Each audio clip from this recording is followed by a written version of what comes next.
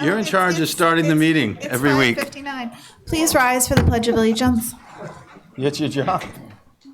I pledge allegiance to the flag of the United States of America and to the republic for which it stands, one nation, under God, indivisible, with liberty and justice for all.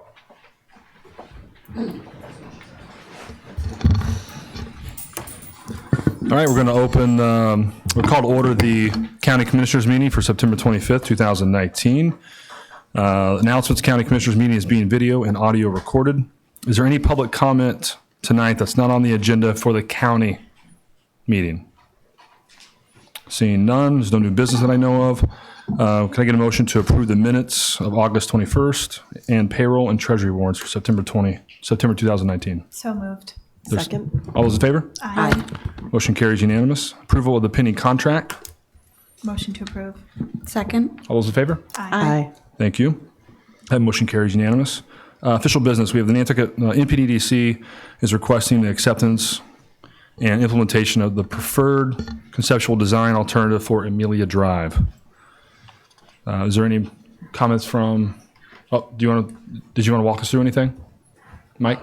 If you'd like me to, I'm happy to. If not, if you understand everything. I understand it pretty well. I've been involved, but pleasure of the board. I think It's all good.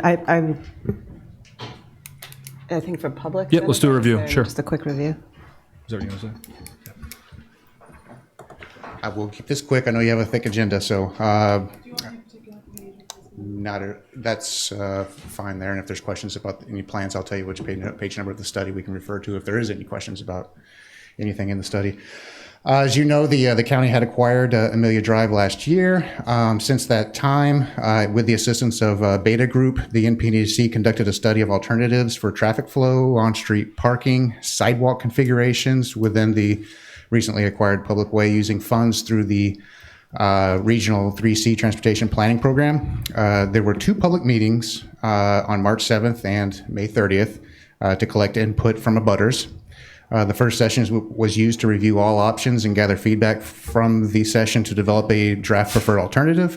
And then the second session was used to review the draft preferred alternative with the abutters and make any adjustments that are needed. Just so you know, the preferred long-term alternative consists of a 23-foot wide traveled way for two-way traffic flow. It also includes a 5-foot wide sidewalk along the north side of the road and an 8-foot wide sidewalk on the south side of the road. The on-street parking lane will be located in line with the vegetated buffer used for existing street trees between the sidewalks and the roadway, and located in segments. The parking is located in segments without existing street trees.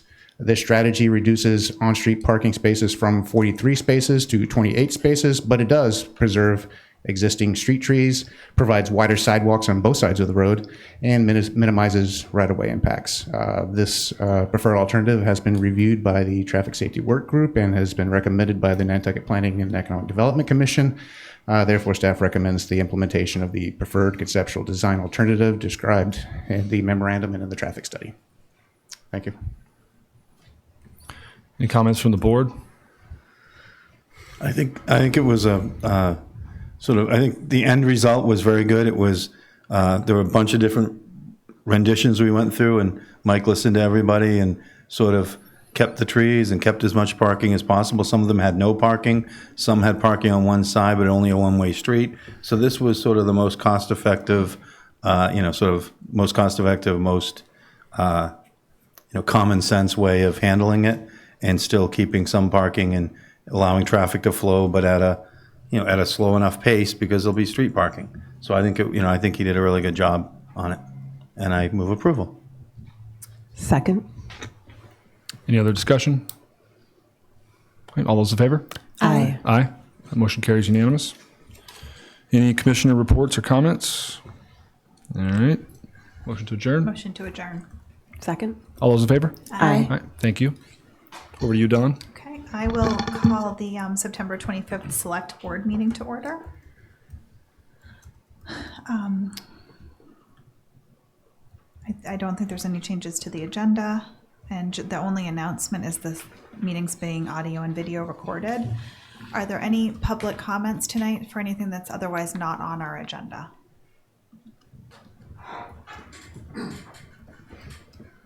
Hi, Walter Flaherty. I was at a school committee meeting the other night, and they talked about the roundabout at Bartlett and Surfside. Could I get an update on that and the funding, where that stands?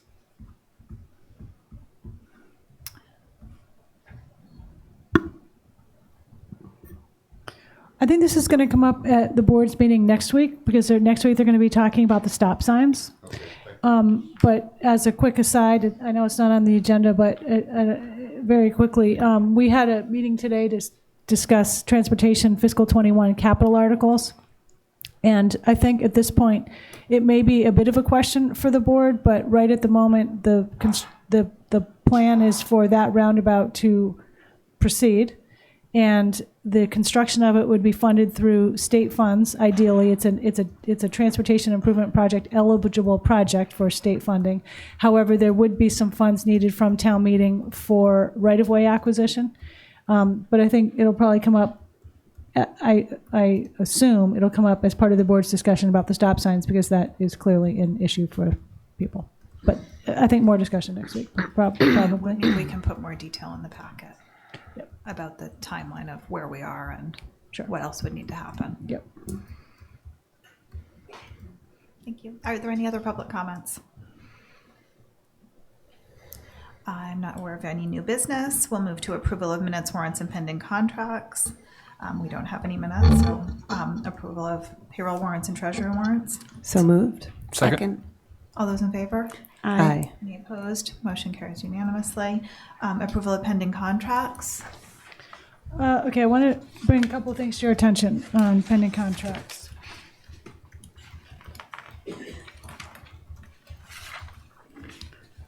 Most of these are extensions or some amount of amendment to existing contracts, but I wanted to just mention a couple of things. Midway down on the first page, there's a professional service agreement for DPW with Greenman Peterson, Inc., GPI, $32,500 for ground survey work at Washington and Francis intersection. This is the intersection that we are going to be widening the road, but there's a lot of work that needs to be done in advance of that. So I just want to prepare you that that is not going to be a quick project. There are a lot of underground conflicts, and a survey is needed. So we are not even certain that we have the construction money on hand for this project. So it's going to be a little bit, but this is the starting off of it. So are you prepping us for that it might not be ready for next summer? So I'm kind of trying to set your expectations Okay. low. Yes. Also, I don't know if there's any others that the board would want to talk over, but we do have one for professional service agreements on the second page for town clerk, Option Technologies, $24,713. And this would be for electronic voting services for the 2020 annual town meeting. We've talked about this a little bit. It came up when we were setting the annual town meeting date for 2020, and the board agreed to pursue e-voting for that meeting. I asked the town clerk to be here to give you a little bit of an overview of it, because I'm sure there's going to be some questions about it. So are you okay with giving a quick overview? While Nancy's coming up, really want to thank her for her work on this. She's spent a lot of time on it and spent a lot of legwork to get this going. And she's done some research with other towns that have e-voting, and we're definitely going to learn some lessons from them. Thanks, Libby. So the Option Technologies provides an electronic voting system. There are really only a couple of companies available out there that can offer this type of technology. It's currently being used in Massachusetts by about a dozen towns. Arlington, Wayland, Lexington, Natick, Brookline are some of them. Wayland has been using it, and they have a similar number of voters as Nantucket does. Wayland has been using it since 2010 or 2011 with great success. They say they'd never go back. It's a virtual private network, so they arrive with their own server, so there's no shared server for security there. We would have 6 check-in stations, and they would have available 1,000 handsets, which are called GP4 handsets. They come fully charged with a 6-hour charge, and they display yes, no, or clear. The handsets can be scanned to our voting roster. I don't know if you ever noticed when you go to check in for an election or a town meeting, there's actually a barcode next to your name. We're all we're all a barcode in Massachusetts, so it will tie it directly to that barcode, which will be a great time saver for us because after every election, we actually scan you in to the state computer, so it will show that you were there to vote. There is 1 unit per person. Obviously, the unit is tied to the person via their barcode, but their vote is private. So if we know that, Joe Smith left and we can't find his unit, we'll get a list and we can contact that person, but it's completely private. Your vote is completely private. The results after the vote are broadcast on the screen of your unit, and if need be, they can be broadcast, the total tally along with the percentage on the screen. The results are displayed in seconds. The results are displayed on your handset till the moderator declares the vote is final. Nancy, when we saw the presentation, there were a couple of different versions of the handset. Some were yes and no. Is that what we're going with? Because there were some that showed how many people abstained as well.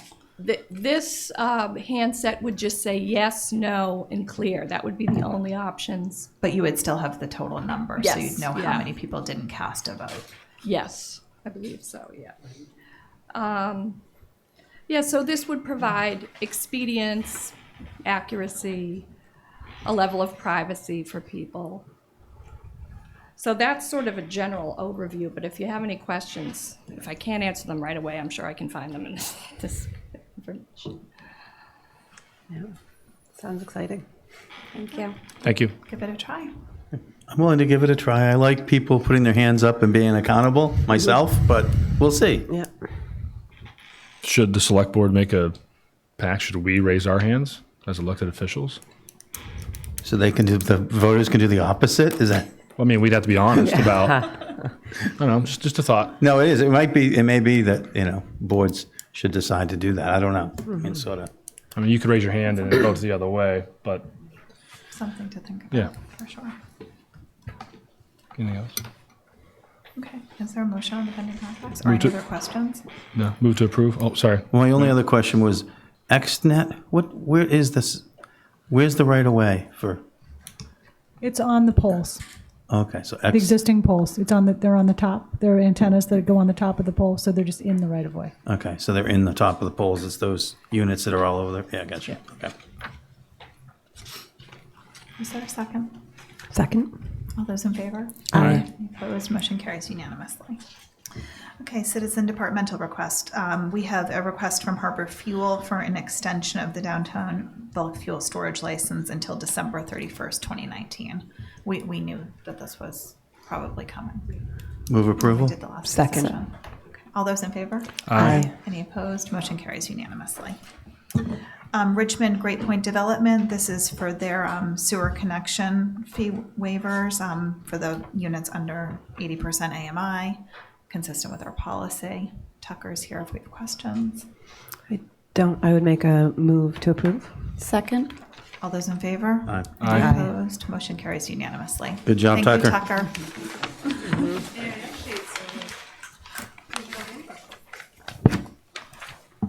Okay, real estate matters. Our real estate specialist is here. Good afternoon. Ken Bogran, the real estate specialist.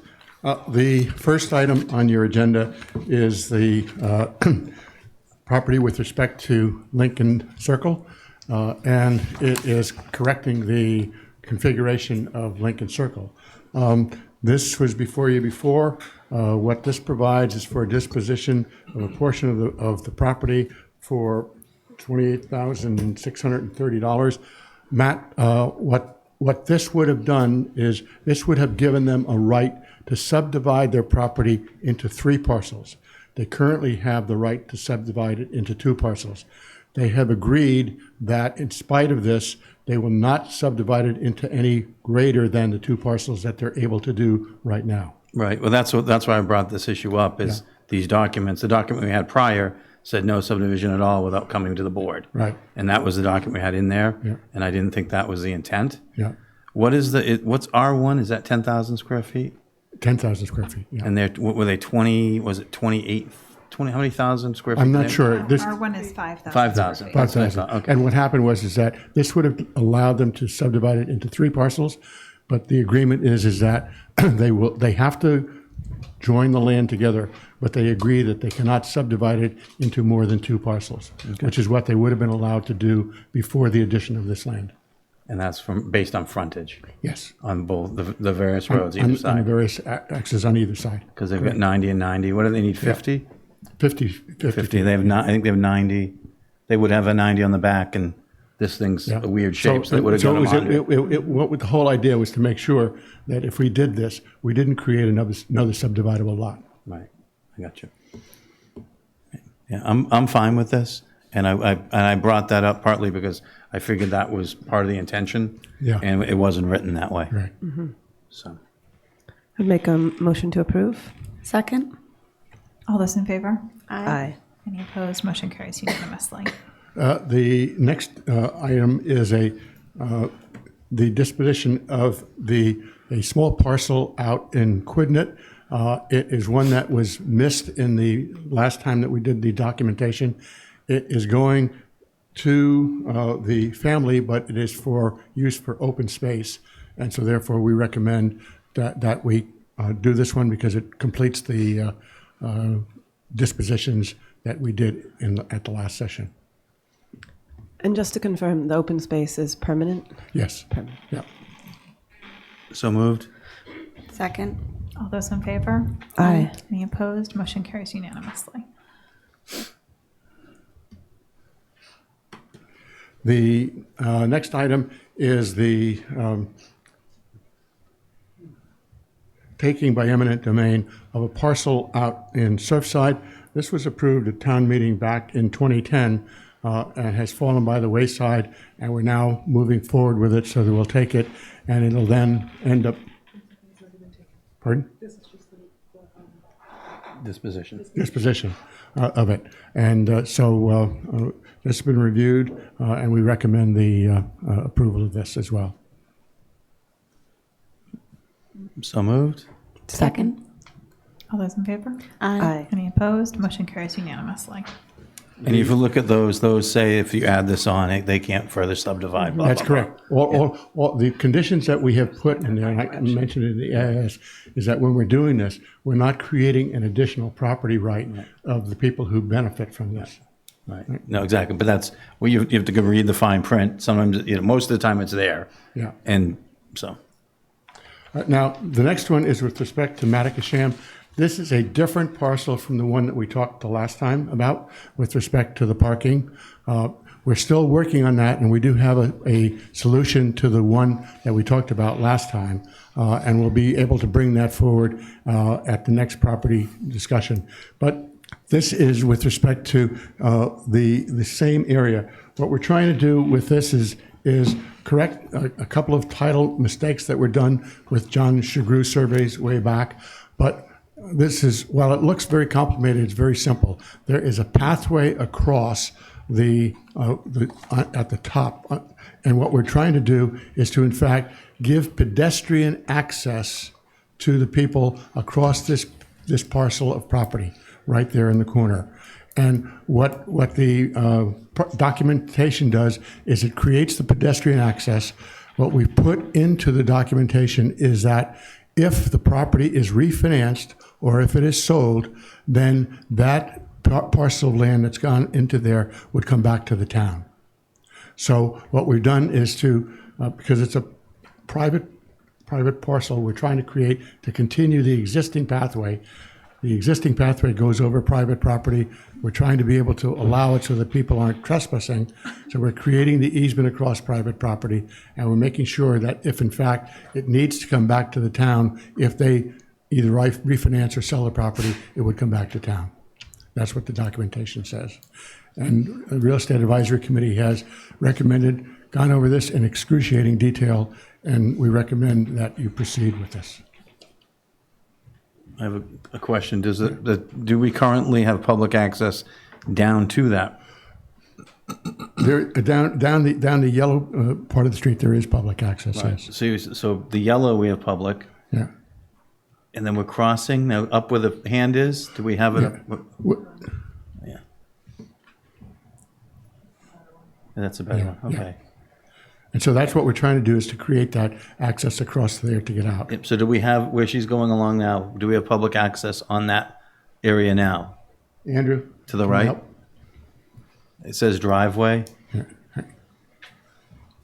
The Andrew Vorst, Director of Planning, where that driveway is, that's owned by the town. Okay, so we've got that We own the fee interest in that. Right. And so we have access all the all the way down. down. Yeah. And then, so we're going to check the corner. Yeah. Yep. Perfect. I would make a motion to approve. Second. All those in favor? Aye. And sorry, is that the deed and the pedestrian easement? Yep, Yes. there are 3 documents that need to be. Oh, and the executed. trustee certificate. Motion carries unanimously. Now, the next item is with respect to the North Shop homeowners relative to the sewer. This is 2-part documentation. The first is from North Shop to the town, giving the ownership of the sewer from North Shop to the town. And then the second is with respect to the town to Richmond, in order to allow Richmond to tie in. It has to be done that way because of the fact that the town needs to own the sewer, right, in order to be able to give it to Richmond to be able to do it. So they're 2 separate documents. They're interconnected. They're both executed by both North Shop, which is in favor of doing this, and by Richmond, which is desirable of getting this. So again, we have reviewed all the documents with respect to outside counsel, and we recommend that both documents be executed as presented. Questions? I would make a motion to approve the acceptance of the sewer easement and the sewer dedication agreement. Second. All those in favor? Aye. Any opposed? Motion carries unanimously for A and B.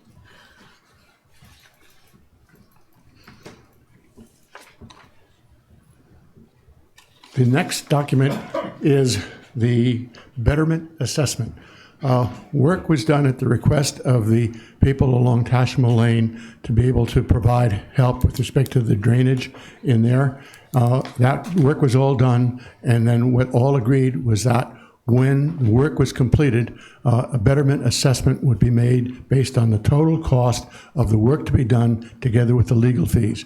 That data has now been collected, and so what you have is an equal assessment with respect to each property owner along there. There are 34 property owners in an equal amount to pay for the assessment. This goes on record, and so the town would be able to collect it in the future if it isn't paid at this point in time. So again, this is recommended that this is in the best interest of the town to do, so we recommend that you move forward and accept the betterment assessment. How many years will the betterment be for? Up to 20. So we're going to pick 20? Yeah. Yeah. Exactly. Okay. And is there interest on it?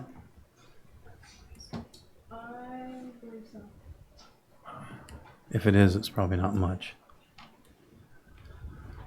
There will be interest, and it would be calculated based on whatever the permanent, I have to look at the permanent borrowing that we've already done for that project, but it would be, because this isn't eligible for SRF reimbursement, it would be whatever we borrowed our share of those costs at, so, and it would be added, included. But our borrowing is really low right now.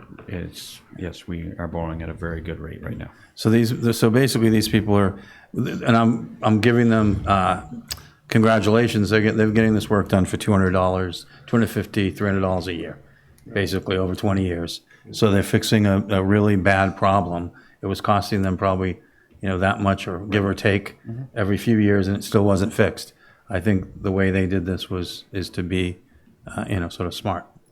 So It might be able to be a model for some other locations. it could be. I think it's, it just shows, and it's a lot of money when you look at the number, but when you break it over 37 people by so many years, yeah. About $5,000 for each unit spread out over 20 years. Right.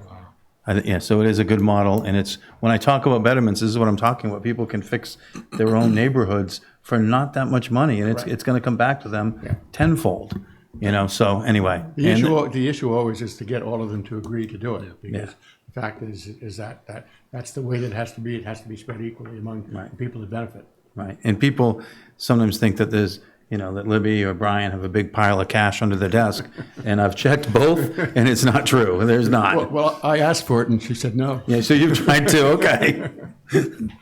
I just wanted to add that Tashima really did a lot of work on this, and it probably took them close to a year to get all of their residents to agree, but they had a spearhead person. They had a leader who really did a lot of work with it. We met with him several times, and he was just really trying to get it done and did what he needed to do. The other happenstance issue with Tashima was that it was in the sewer project, so they were going to be coming back to do some work anyway. So it fit together nicely. So to the extent that things like that can be coordinated, that's really helpful. But thank you for mentioning it, Matt, because it can work. Right. The next project is. We didn't vote Oh, yet. sorry. Move approval? Second. All those in favor? Aye. Opposed? Motion carries unanimously. The next to the last is the property with respect to the memorandum of agreement that we did with the Sconset Trust.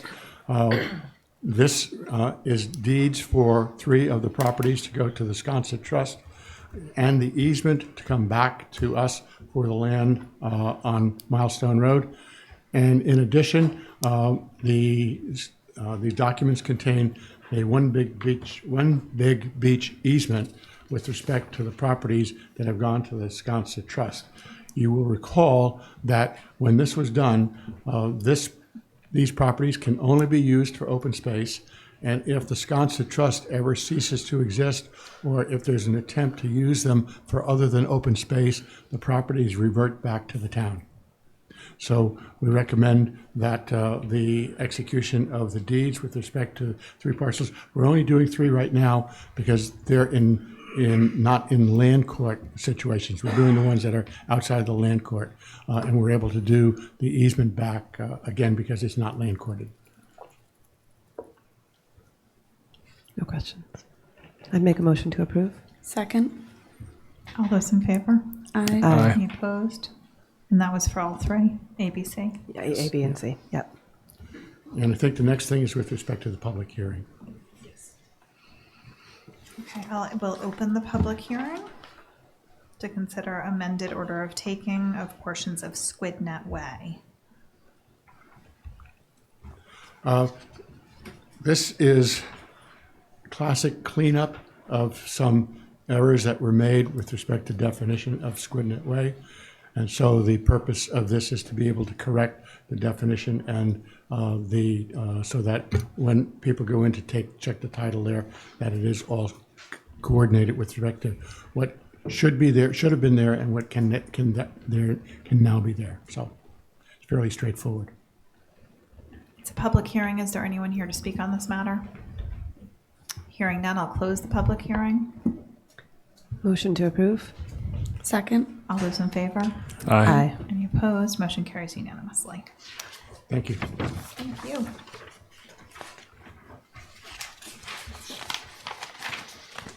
Town managers report. Okay, so the only really item here is traffic safety work group recommendations. So a couple of things about these. There may be a couple that the board wants to discuss, but it might be time, not consuming, what's the opposite of that? Time saving to do all of the items in one motion, if you want to possibly consider that. I will have to pull out B because I have a conflict. Okay. I think that the very first one, A, reaffirm prior select board vote from January 27th, 2016 to remove parking on High Street for historic in-town bike path route, table from July 10th, 2019. This is something that's been sort of lingering around for a little bit of time, and just to give a tiny bit of background, as some of you will remember, back in 2017, the board voted to create this historic in-town bike path route, but it involved some actions. There were some sharrows that were going to be painted. There was some parking to be removed. It never got removed from High Street, and there was a lot of sort of discussion about whether or not that we needed to talk to abutters and whether or not it should happen at all. So time went on, and people changed jobs, and now we haven't done it yet. So it's come up again, and when it came up at your meeting in July, there was a request to get a BPAC recommendation. The BPAC recommendation and the traffic safety recommendation are a little bit different. Mike can probably explain the traffic safety recommendation, but I think that is to remove spaces on High Street only. Okay, let's have you explain traffic safety recommendation, and then who is going to explain BPAC? Do you want to do that? I can. Okay. Okay. Well, the original traffic safety recommendations was to remove parking on both sides of High Street, maintain the two-way traffic flow, but also remove parking on Pleasant Street between High Street and Mill Street. There were other recommendations, but that's really the crux of the parking, the impacts to the on-street parking was 3 spaces on Pleasant Street between Mill and High, and then all 4 spaces along High Street, both sides between Pine and Pleasant Street, and maintaining the traffic flow.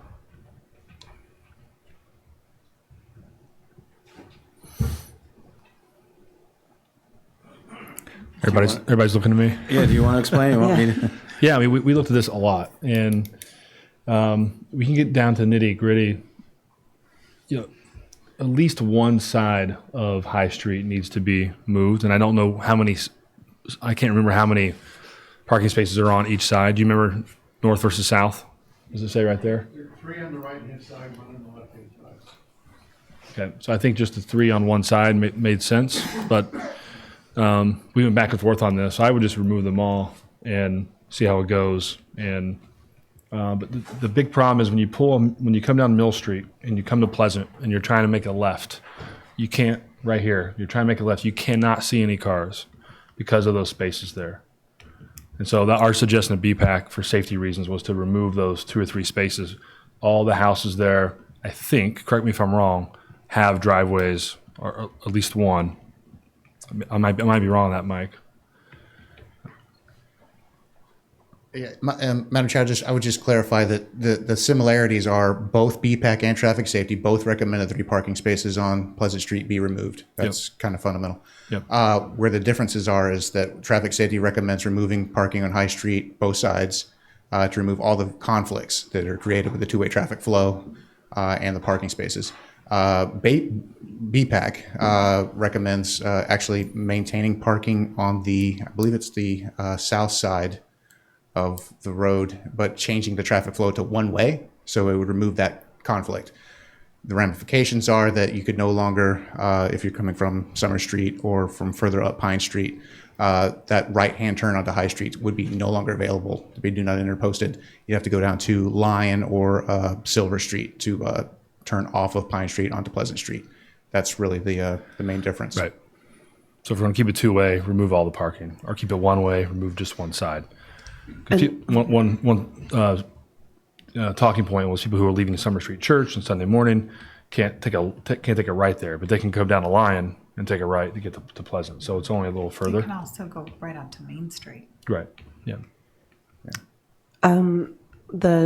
The recommendation from traffic safety was that keeping the 3 spaces versus the 1 space on the other side? Yes, it's traffic safety's in a nutshell. Remove all the parking spaces that are creating the conflicts. All the parking BPAC spaces. was only removing the Pleasant Street parking spaces. Okay. And traffic safety was 1 way, or BPAC was 1 way? BPAC was one way. BPAC was 1 way. Yeah. And traffic safety was keep it 2-way and remove everything. Right, because if you go further, it's 1 way, right? Yeah. I mean, so just keep the whole thing 1 way. Pillars is 1 way in the same, it would be in the same direction. I would like to see at least the 3 parking spaces on High Street stay. I think there's extra parking is highly needed within this neighborhood. I'm okay with it going 1 way. And did traffic safety take into consideration the one-way option?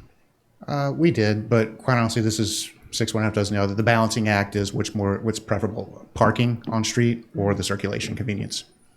One agreed that one was more valuable than the other, and the other thought the other way. So it's. I see.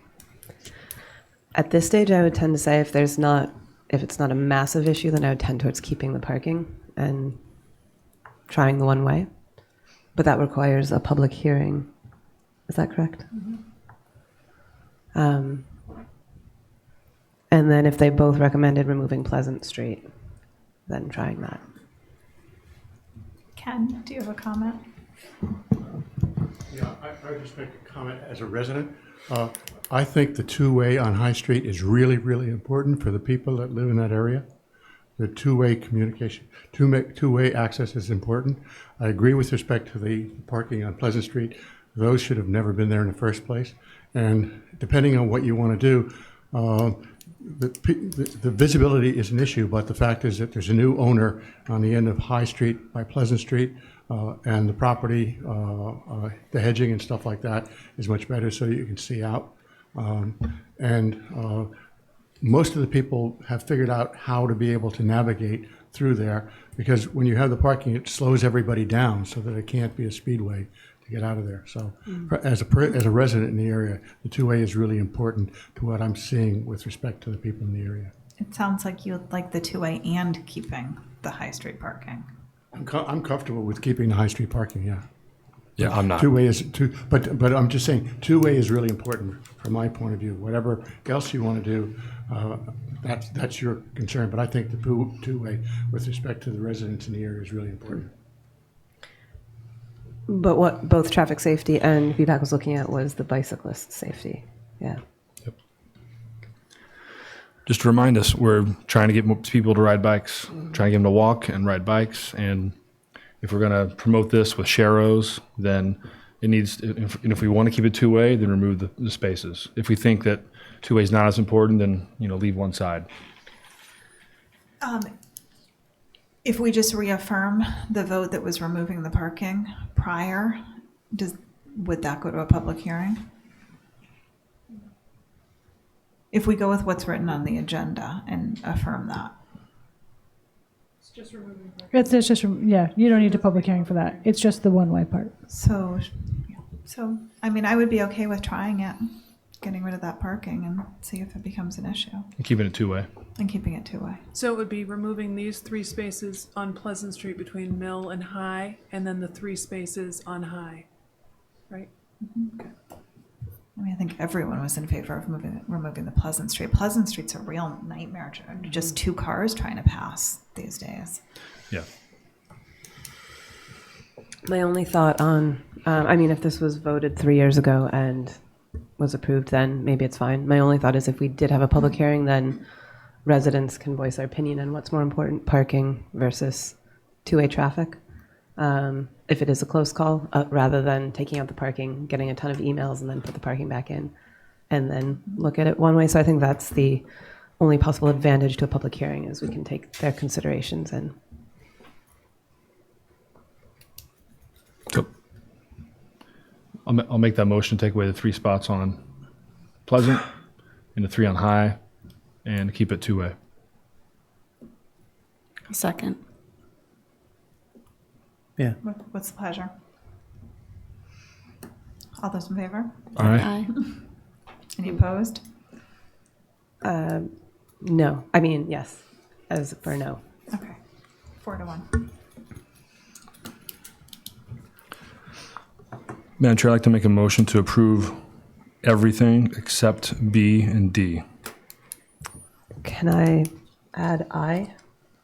I'll make a motion to approve everything except B, D, and I. Okay, so we have a motion to approve C, E, F, G, H, J, K. Is there a second? Second. Just Any discussion? for only if there was somebody from the audience that really wanted the public. Oh, wanted to- and H, I'd like to talk about too. Okay. You're going so fast. Okay, we have a motion. So C, E, F, G, J, K. Yeah, is that okay, Jason? Yes, that's fine. Yeah, that's Okay. my motion. All those in favor? Aye. Aye. Any opposed? Motion carries unanimously. I'll take care of I B. am going to step away while you discuss B. Yeah, so I'll open up the discussion for B, which is installing one accessible parking space in front of 15 Liberty Street.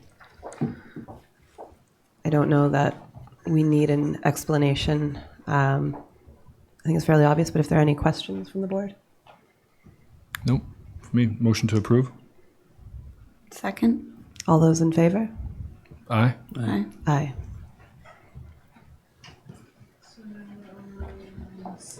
D. D. D. Sorry, D.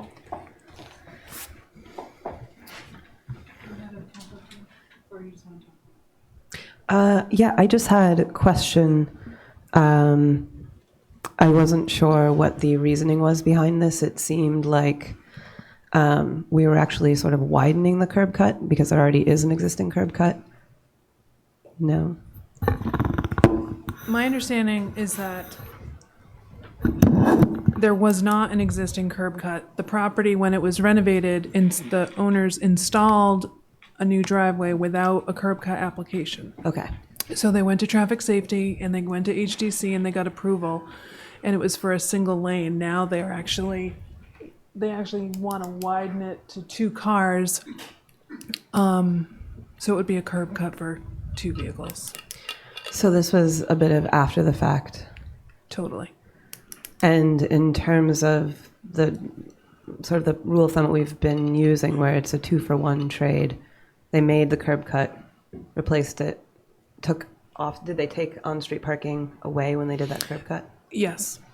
And then now essentially And they because can they're probably widening- fit 2 cars in that lane for the 1 space they took, and they want to actually just expand it 1 more over. And do we, So it'd be like 3 for 2, maybe? No, this conforms with how we evaluate that. You get 2 off-street spaces for 1 off-street space the public uses, so it So that's passed really the only test. 1. So that's why we're recommending this be approved. I'll talk about aesthetics. I think 1 space there, I would, I can vote for that. Even if it's stacked and they're not parking half on the sidewalk, I think it's great. But I think making it this wide on this small lot it's sort of not in keeping with what's there. I'm not sure that we can, if we're talking about that, but, I think if they originally wanted to put 1, no problem. But I think widening like this, and they did a beautiful job. The house is amazing, but it's, The other interesting thing about this area in general, this is the area that we had to extend the parking district to. The reason we had to do that is a lot of the homeowners here are renting their homes in the summer, but the people they're renting to don't want the cars there. They don't want the homeowner's car there. So they were all like moving their places to where there was no parking and parking them on Sunset Hill for a week or 2 weeks or wherever. The same thing's happening around the corner. You can see some private roads, do not park your car. So people are like renting their house and then moving their car for a week or 2 wherever they can. And it's happening more and more, and there's more pressure on it. So it's kind of, it's interesting. So this isn't dealing with that at all, but it's just in general, there's more pressure on these outlying areas as these homes become tourist and rental homes, and they are expected to be at a certain level. It's sort of interesting. the only comment I have is that in theory, if they had come to us first, we probably, in order to get the 1 curb cut, we would have required them to have 2 spaces, I think, which looks like this is the only. Traffic safety would have. Traffic safety would have. And I think that the secondary parking space is a bit undersized at 7 feet wide. It's a compact car parking Okay. space. That's the standard. Yeah, gotcha. Sorry, Mike. So they're just expanding from 17 feet to 20 feet? No, they're widening It from would've- 9 feet to 7 feet. 9 to Well, 16. Probably, Or 17 to 12. Probably 10 to 17 is what it looks like. Yeah. The standard space is 9 by 20, and then the 7 by 17 is they've left like an extra foot. So the 9-foot area, Swing. the bigger rectangle, to keep it really simple, is already there, and there's already a curb cut. So we're trying to approve, we're asked Well, to, it's there, but it's to approve both. They never got approval, never they just got put it in. approval to remove the parking, on-street parking space to create this. Okay. So if we want to only approve 1 versus the 9 versus 7, we can't do that. We can't change it. We can only, it's up or down. Right. Whether it's 20 feet or. One on-street these- parking space. Yeah, these are right? side-by-side spaces, and quite honestly, I think that to remedy this issue, This is that one on-street parking space or two? that's one on-street space, is 20 foot in length. Okay. We're still only removing. Okay. Yeah. It's a little bit wider. All right. Yeah. Thank you. That's helpful. I mean, frankly, getting some cars off Westchester Street is a huge plus. It's not wide enough, the street to begin with, and it really with two-way traffic, it gets so jammed up that having other spaces where you can get over is really helpful with traffic flow. And still, it's only eliminating one. It's going to Yeah. eliminate one space either way. Yeah. A little bit shorter, but. Yeah, with it actually only removing 1 space and conforming to the 2x1 policy, I would make a motion to approve. Second. All those in favor? Aye. Aye. Any opposed? I'm opposed. I think it's aesthetically, it's terrible looking, and I think it's the wrong message to send. Just a quick question, Matt. Is that something then, though, that needs to be a policy change? Because I don't we think can't it's a get- policy change. We have the ability right here to say we approve your 9x20. We approve the 9x20 and the curb cut, and in the curb cut to service that, which is sort of what was there and what they approved at first. And it would be a 1-for-1. That would It's still a one. It's still a 1-for-1. This 2-for-1, 1-for-1 thing. If we had if we took care of if we valued parking and had that sorted out, we wouldn't be turning every side yard into, all these gardens and side yards have turned into parking yards. We wouldn't have the NHA putting bricks on their side yard. We'd have gardens still. But because we didn't value parking, this is the result. Every little piece of land that people could, they've turned into hardscape. So, I can't, and we had the chance at my house, we kept 1 space there and left green space on the thing and left 1 space there. So, there's a way to make it look proper, and this isn't it. So you can put that in the minutes. Thank you. So we have a 4-1 vote, unless anybody wants to reconsider that. Okay. 8H, H. Matt, you have. Oh, that was, yeah, my only question, 1 hour is enforced and 2 hour, my understanding is 2 hour parking spaces are not enforced for a good amount of the year. So I wanted to know if I'm right, and if so, do we want to be changing this? Oh, like if it would expire after September 30th? Exactly. If the 2 hours are going to basically be not enforced, if we change this, we might be having a bunch of all-day parkers in those locations. So, Maybe the chief can address this, but this isn't in the timed parking district with dates, right? It's as year-round. Yeah. So the enforcement is as they can get to it, basically. right, It has been enforced in the winter. it has. Yeah. So if we do 2 hours, it will still be enforced on 2 hours? Yeah. Okay. And I will note this request came from the hospital, only because their patients need longer than 1 hour to be able to get services. Makes sense. And the other section of the on-street parking down here will remain 1 hour so that the more, I don't know, Yeah, well. quicker service at the laundry. That other part does about property that I own. Right. but That part is in the neighborhood. As long as the 2 hours enforced and it doesn't become people parking there all day, I'm fine with 2 hours. There was a problem with that when the construction was going on. Yeah, I can assume so. Move to approve the Vesper Lane 1 hour to 2 hour. Second. All those in favor? Aye. Aye. Any opposed? Motion carries unanimously. There's no aesthetics on that one, by the way. The street trees are growing finally. 13 Cliff Road.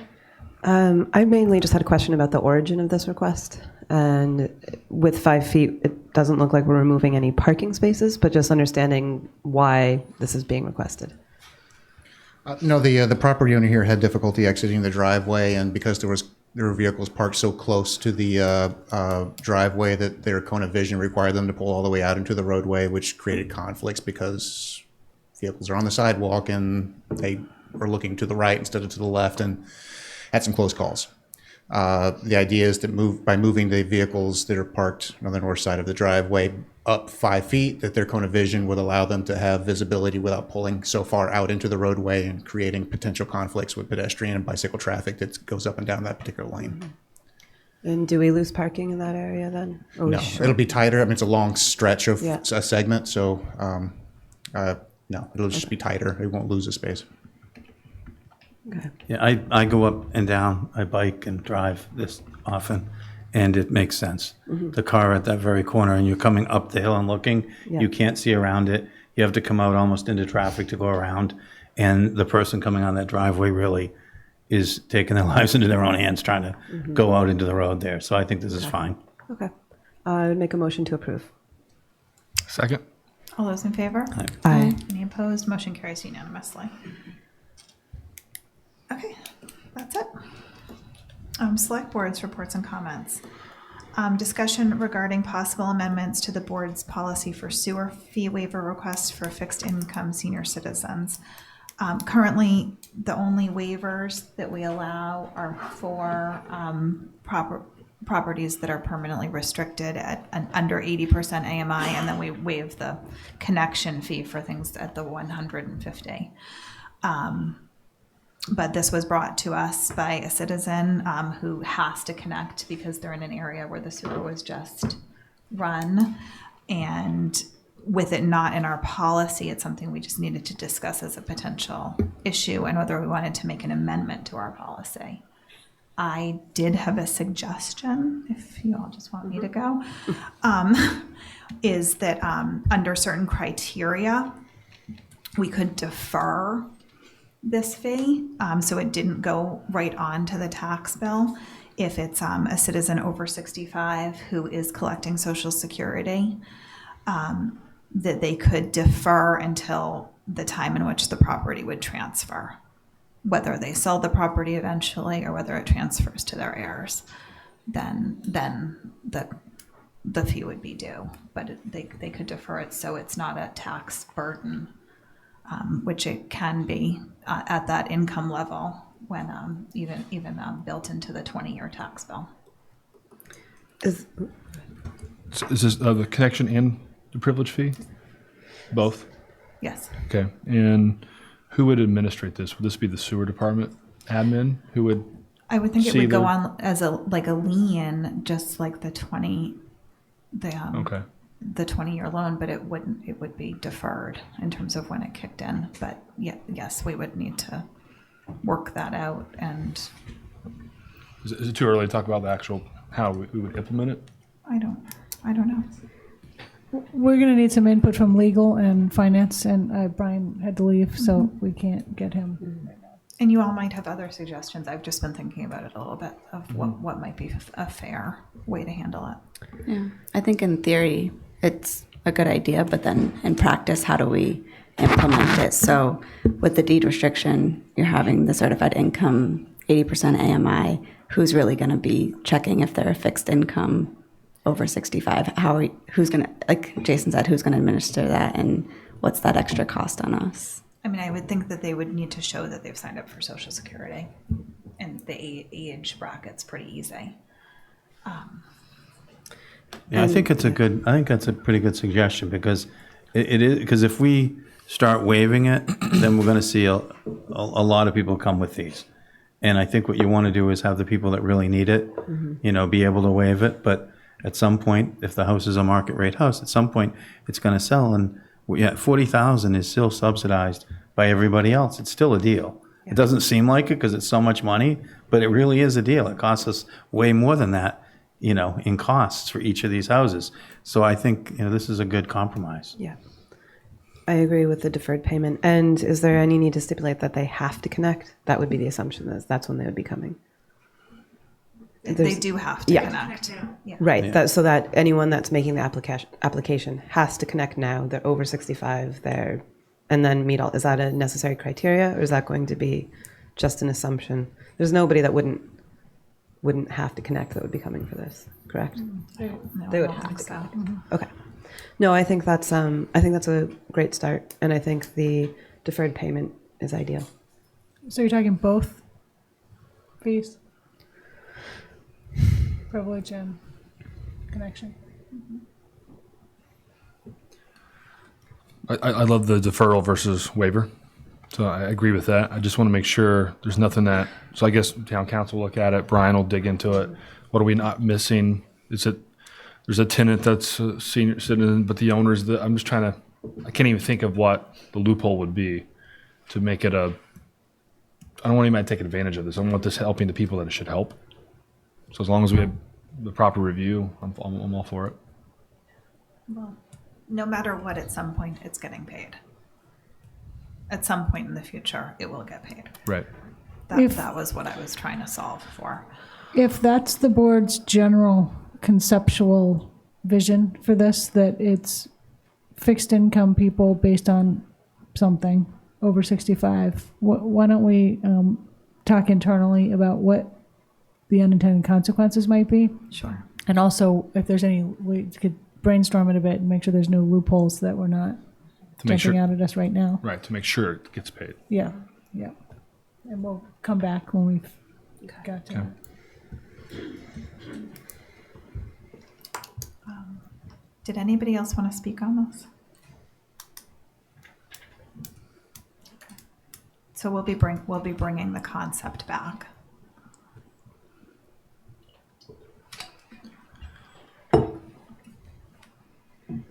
Review of Newtown Road Citizens Petition for traffic calming devices.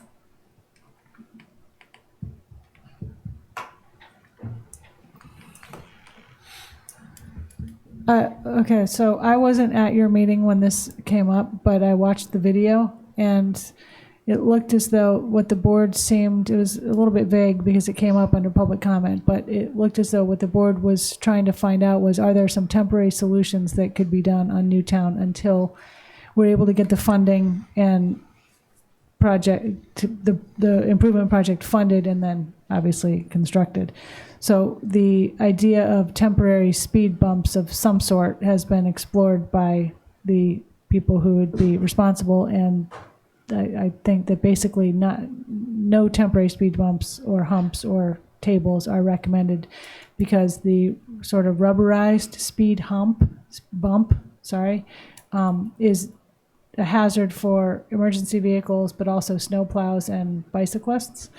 And constructing humps, tables, or other of those larger types are not recommended because they would need to be constructed over onto a road that is already deteriorated to a level that doesn't make it a good base to install a structure like that.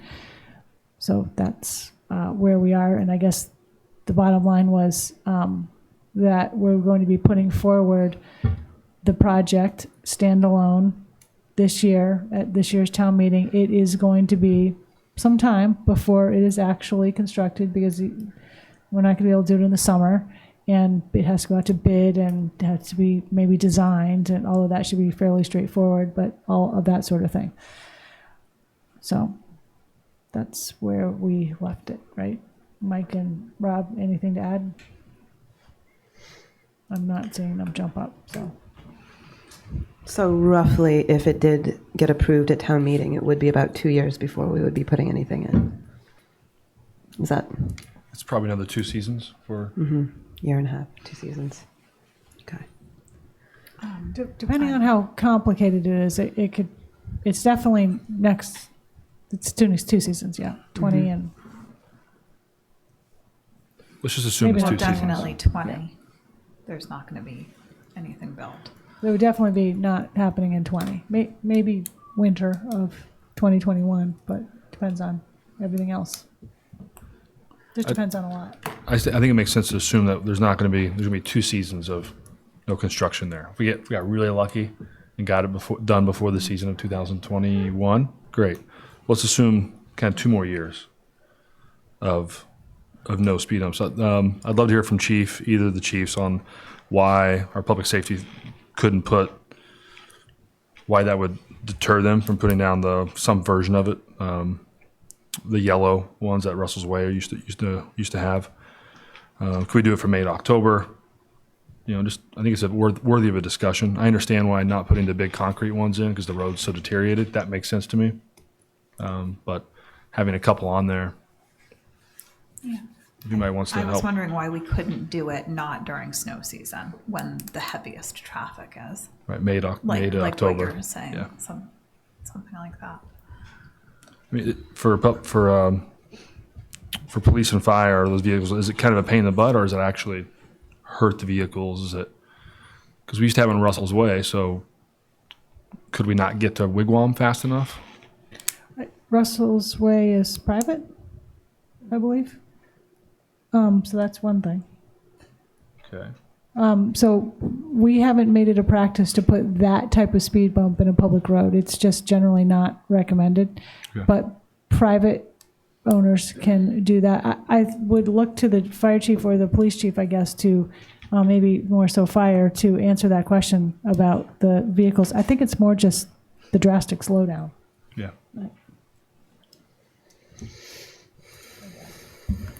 Good evening. For these speed bumps, and historically I've been against them on the major travel routes we have that go to the hospital for our ambulances. That's been when I've been against them. Honestly, in a condition like this on Newtown, I wouldn't have a problem with it. So that would be fine with me.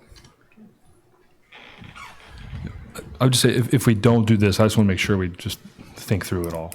That's why I'm asking the questions. Yeah, the DPW director could perhaps speak to the snowplow issue. I mean, certainly they can be taken up. It's just, another added task to take them up and put them back and whatever. But maybe it's not that big of a deal. We're talking about two and putting them in once a year and taking them out once a year. I Not know. like taking them out every time before it might snow. I know. It all sounds quite simple. And when DPW is out there doing 800 things, it sounds really easy, but it's just not as straightforward as that. But I would want Rob to weigh in about it. Yeah. As well, he's walking, Yeah, okay, you can go. I was just going to say, as he's walking up here, I just think the neighborhood has been asking for these, and it's been since August of 2014 that it's been recommended. And I think to wait 2 more years when it's really needed, I think we should try to find something in the middle before. And I agree that we should pull it out for town meeting and try to get it passed through, but I do think they need something in the middle. Hi, Rob McNeil, DPW. Anything that's in a temporary scenario typically is temporary. It'll move out, it'll get dragged, someone will catch it, it turns into a really potential maintenance issue. If we're going to get into doing something similar to what we've put out there recently, First Way, as an example, speed table would be the way to go. And again, it's going to be a decent expense for a very short-term period. Anything, we can do anything. It's really what the pleasure of the board is. I had one thought. How is a school district defined? Or school, you put this 20-mile-an-hour school signs. Does anyone know? Yeah, that's typically warrant. MUTCD warrant.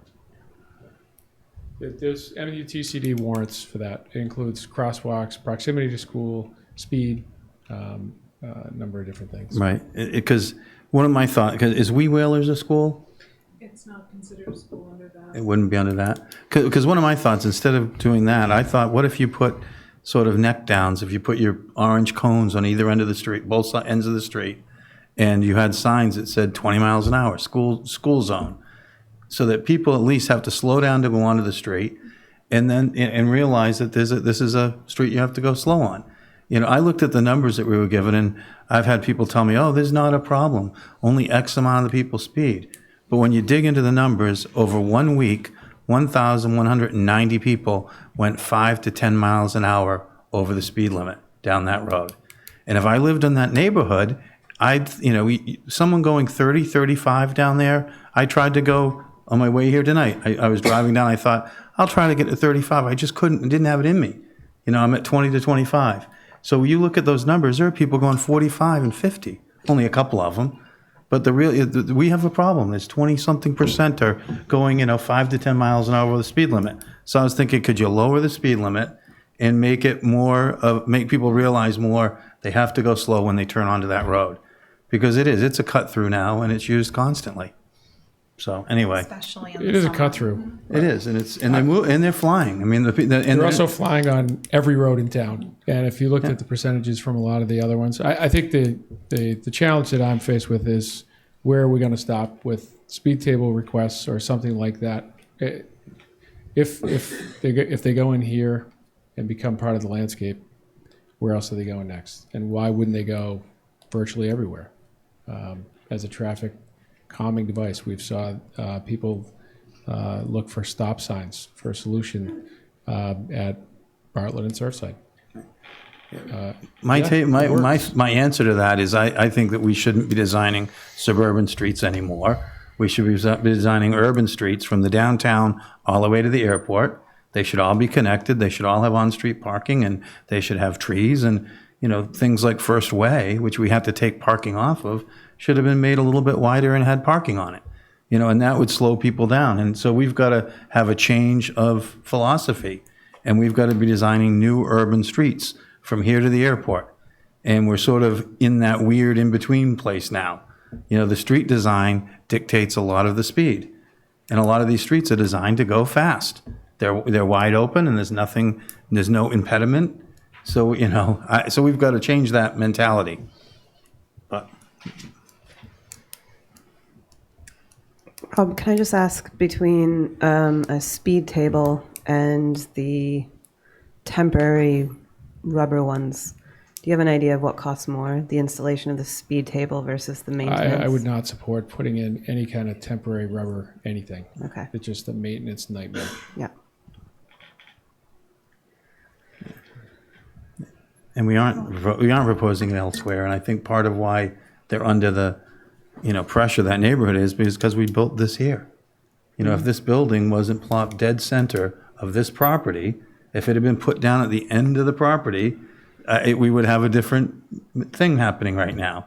If it was sited on the far end near Old South Road, and it were built as a tall, wide urban building, we wouldn't have turned this into quite the issue that it is, in my opinion. But Well, the other thing is that we built a traffic circle at the end of Hooper Farm and it works, so people want to get directly to it instead of getting jammed up at the end of this road where the traffic circle isn't. Well, it was temporarily. And I've had a lot of complaints that the wooden one went away. So we can do a temporary solution. Yeah, plywood. Can we just do plywood? I think that I understand the concern too, and that there might be a bit of a creep, but I think that it does seem like an obvious one, a consistent one. And if the request has been there since 2014, I just think this has been ongoing. I would be more in favor of putting in something that is going to get us until the road is fixed. What kind of money are we talking about? Yeah. It's asphalt. So not not a ton. so you'd put in 2 asphalt speed tables. That's what I would do, yeah. Is that under 20,000? Yes. 100. 120? Certainly could.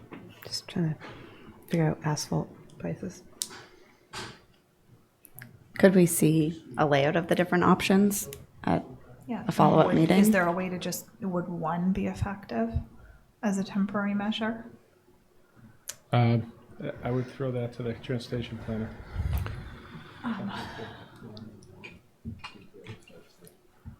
No, that's quite honestly, they need to be spaced. There's standards for spacing them. They need to be somewhere between 300 and 500 feet apart to ensure a consistent speed throughout the corridor. And that's why we cited them where they are. And also because we did try to site them to where we weren't in front of somebody's house where you heard the rattling and noises and stuff like that. So it's, we'd support where they're being recommended right here and not really deviate from that. Erica, can you put those up? Is that on the packet? Yeah, and to get up to that speed over that short period, people have to be flooring it. You know, to get to 35 or 45, when you turn the corner, you have to put your, you know, you must have to floor it to get to that speed.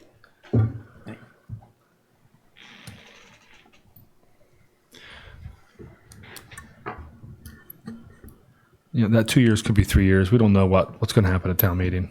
So I'm more leaning towards, I'm glad, Rob, you said I'd rather do an asphalt speed table than have the maintenance every week, having to move those, or every day. So I'm more leaning towards this. If there's any other information you think we need to make the decision. But I think we've thought about it. Mike looked at like, all right, let's put him here versus here, not close to a house. People are going to hear the thump. But to me, that's annoying, but it's safer than having people speeding. It's also less noisy than the temporary ones. Yeah. The rubber ones. Rubber ones, yeah. Is that a motion? I think we have a public comment Yeah. first.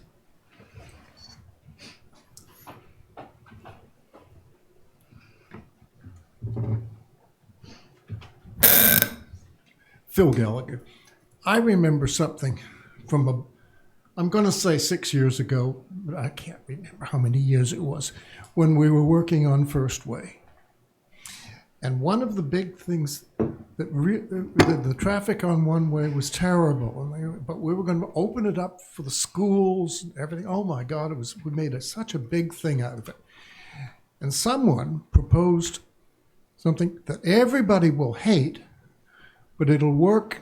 It could work if we make it work, and it could be cheap.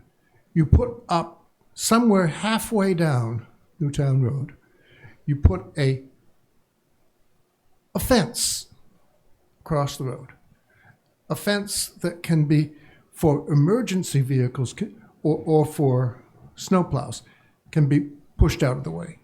All the rest of the time, people come into, if Newtown Road is this wide, people can come in this distance, and they stop, and they go back out the other way. And it doesn't matter if you're on, if you want to come in here, you've got to go all the way around, and you come through. But you shut off through traffic for everybody, and everybody can get adequate access to their homes, but there ain't never no more people roaring through all the way. It's unpleasant, and you would get, if you proposed it, you would get unending complaints, but it would fix up the safety of the road. And we'll put your name on it. It'll be your fence. The Phil Gallagher Memorial Fence. No, that part I agree.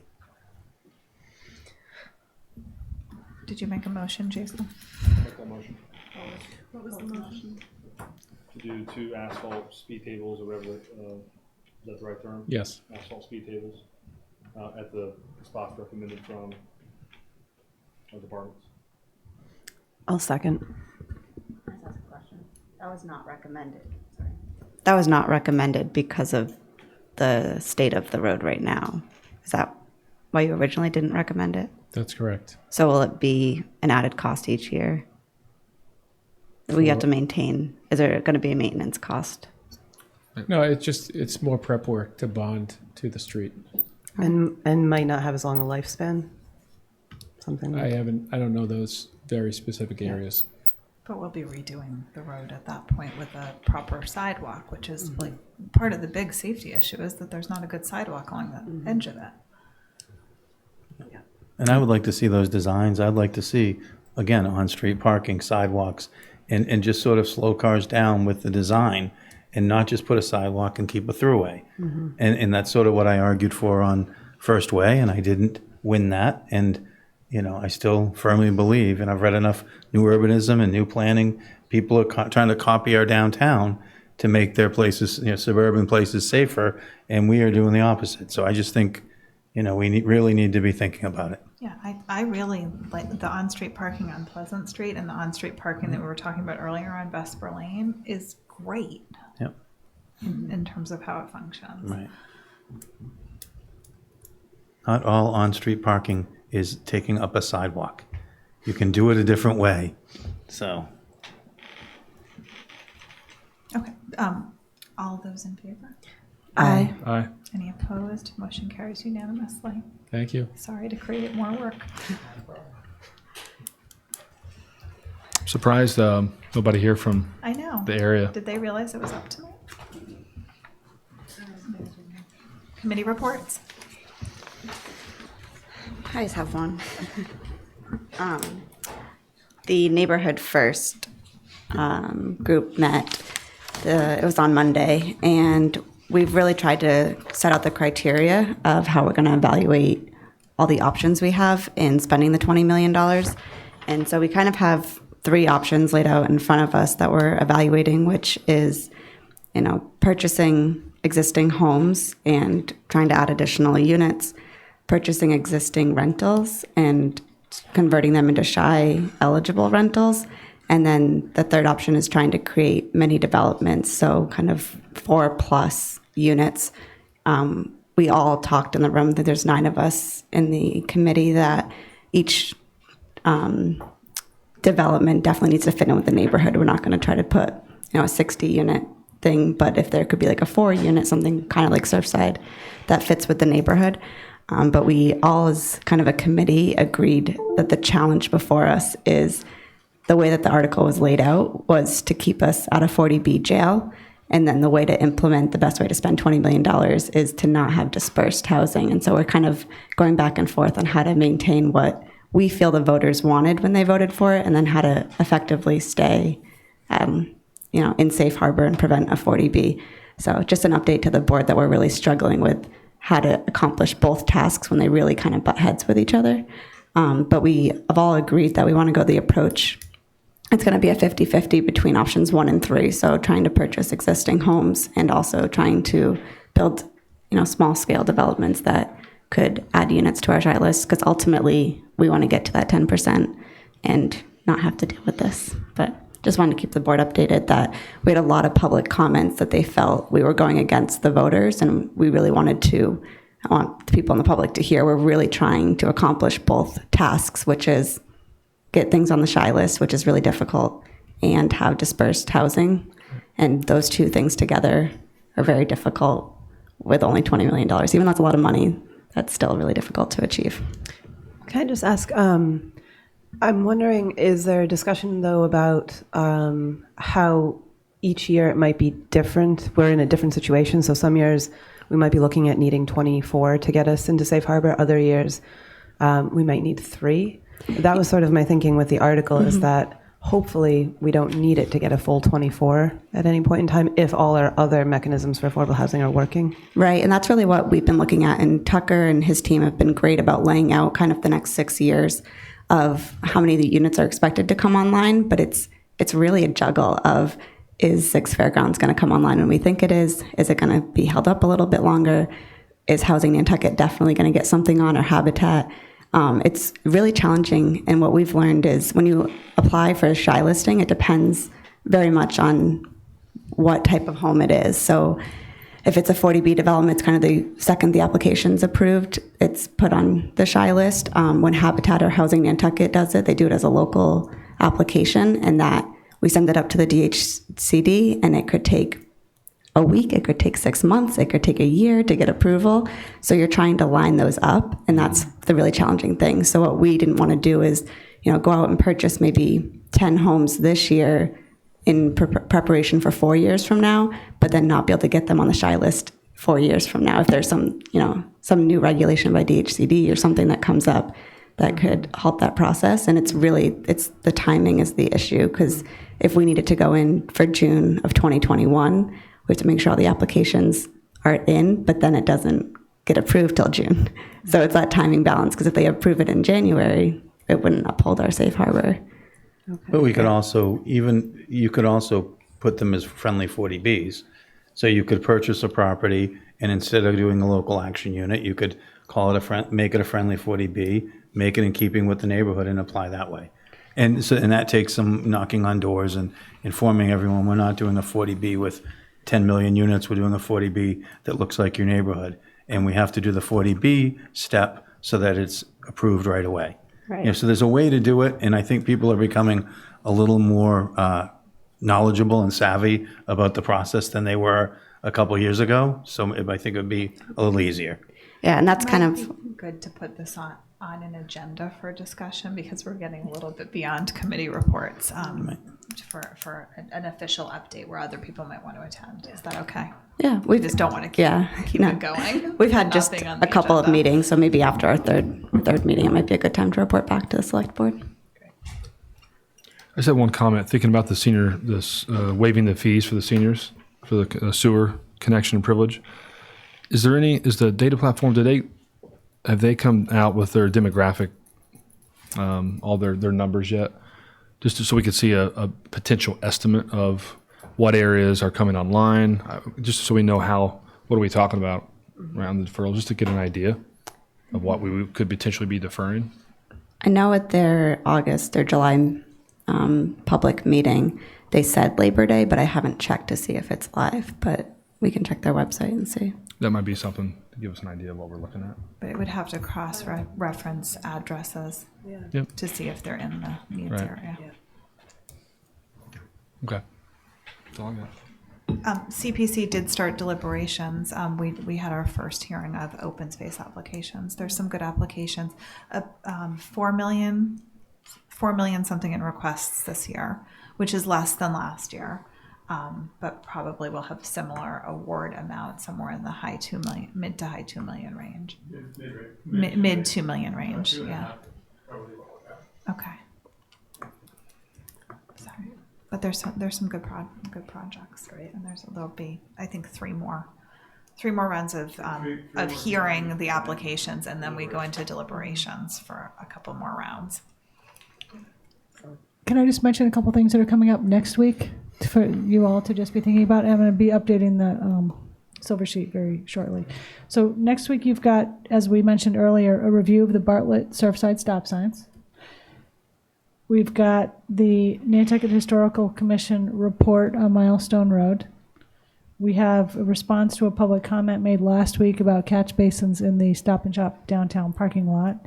Hopefully we're going to get an update from the Coastal Resiliency Advisory Committee, but I've got to work on that a bit. And you don't know this yet, but between you and I, we're going to try to give a fiscal 21 capital projects update. Were we going to have cannabis advisory as well? They cannot, they're not ready yet. Gotcha. Okay. It'd be really quick, and we'd be doing it again in a month. We're going to do it in November. Yeah. Perfect. Okay. Anything else? Committees? Motion to adjourn? Okay. All those in favor? Aye. Aye. Any opposed? Motion carries unanimously. Oh, shoot. I should have said that. We gotta remember to do that next week. Yeah. I had it, I just forgot it was on the bottom.